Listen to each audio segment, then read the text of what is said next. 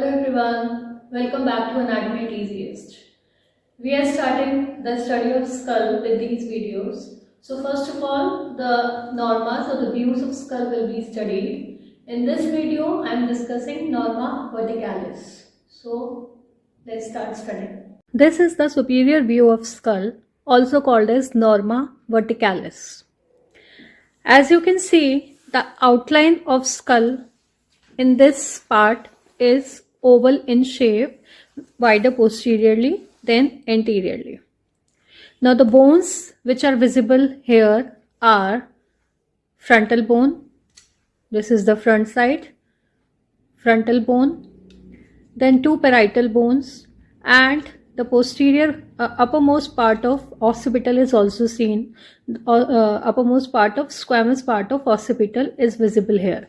So four bones, the frontal, two parietals, and the uppermost part of occipital bone is seen here.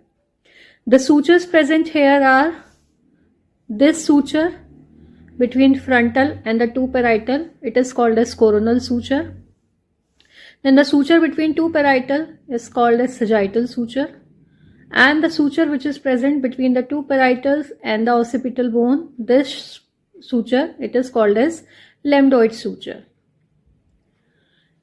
Also, in 3 to 8% of individuals, a suture is present in the frontal bone separating the two halves of frontal, which is called as metopic suture.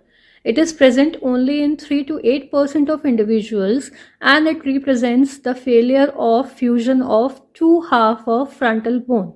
So, that suture is called as metopic suture. This is coronal, this is sagittal, lambdoid, and if present, then metopic suture is present here. Now, the general features or the external features or the main prominent points which can be seen here. First of all, this dome-shaped structure, this dome-shaped part is called as vault of skull. When it is removed, then it is called as a skull cap. Here, we will call it as vault of skull.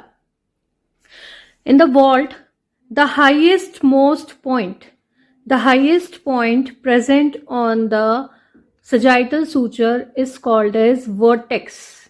Vertex is the highest point when the skull is kept in anatomical position on the sagittal suture. So, vertex is this one. Next, the point of intersection between the coronal and the sagittal suture, this point, it is called as bregma. This is bregma. Bregma is the site of anterior fontanelle. Fontanelles are the membranous gaps which are present in the skull at the time of birth, and they fuse to completely ossify the bone, and they help in growth of brain.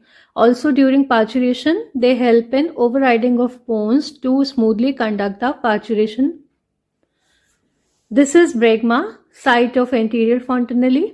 Then the junction between the sagittal suture and the lambdoid suture, this is called as lambda. So this is lambda, and anteriorly this is bregma.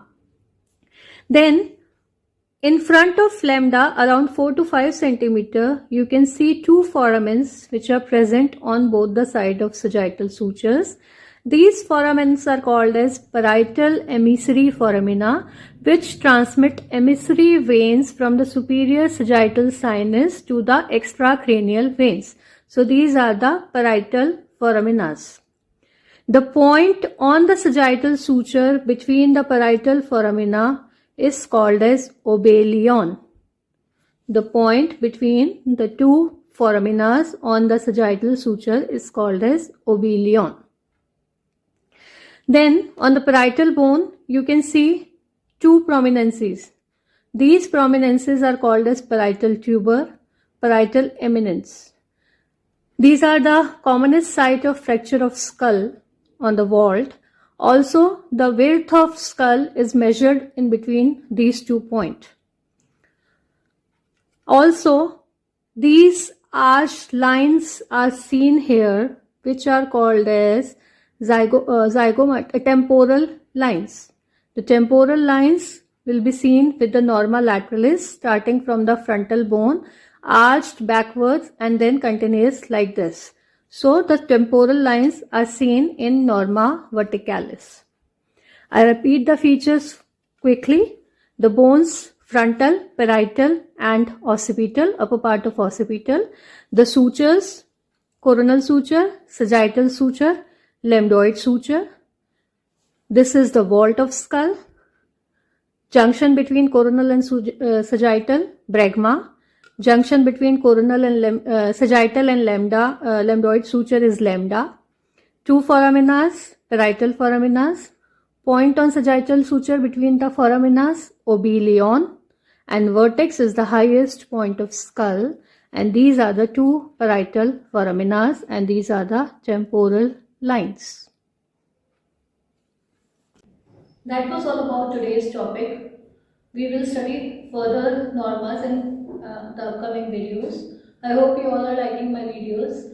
Thank you for watching and please like, share and subscribe my channel. Thank you.